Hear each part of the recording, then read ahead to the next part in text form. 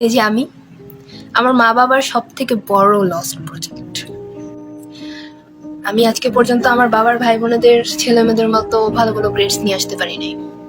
আজকে পর্যন্ত আমি আমার অন্য ভাই বোনেদের মতো আমার মায়ের অতটা যত্নও করতে পারি নাই। সবসময় আমাকে বলেছে, দেখ তোর অন্য ভাই বোনেরা কত ভালো রেজাল্ট করে, তারা ঘর থেকে বের হয় না, এত ভালো পড়াশোনা করে, তারা সারাদিন পড়াশোনা করে, তুই কেন করস না? তোমরা কখনো জানতে চেয়েছো যে আমি কি করতে চাই? আমার দ্বারা পড়াশোনা হয় না, আমার মেন্টাল স্ট্রেস ভালো না। তোমরা সবসময় দেখেছো আমি সবসময় রুড ব্যবহার করি আর ওর সাথে মিশি না। আমি প্রতিদিন কান্না করি, সেটা তোমাদের চোখে পড়ে না, কিন্তু তোমাদের চোখে এটা ঠিকই পড়ে যে আমি বদলে গেছি। কখনো জিজ্ঞাসা করেছো যে আমি কি করতে চাই? তারপর বলেছো তোর দ্বারা পড়াশোনা হয় না, তুই যেটা করতে চাস আমাদের বল, আমরা তোকে সাপোর্ট দেবো, চেষ্টা কর। এটা কখনো জিজ্ঞাসা করোনি তোমরা, বিকজ তোমাদের দরকার হয়নি। তোমাদের দরকার তো শুধু ভালো গ্রেডস, কম্পিটিশন।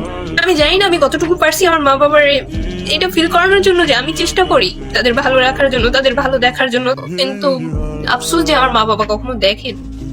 আমি আমার স্বপ্নগুলোরে সব বিসর্জন দিয়ে দিছি, সেটা তারা দেখে না, দেখে শুধু আমি খারাপ হয়ে যেতেছি, দিন দিন আমি খারাপ হয়ে যেতেছি। আমি খারাপ এই জন্য হয়ে যেতেছি যে আমার স্বপ্নগুলোর দাম কারো কাছে ছিল না। আমি যেটা পারতেছি না আমার সেটা জোর করে করানো হইতেছে, আর আমি যেটা চাইতেছি সেটার কোনো ভ্যালু নেই কারো কাছে।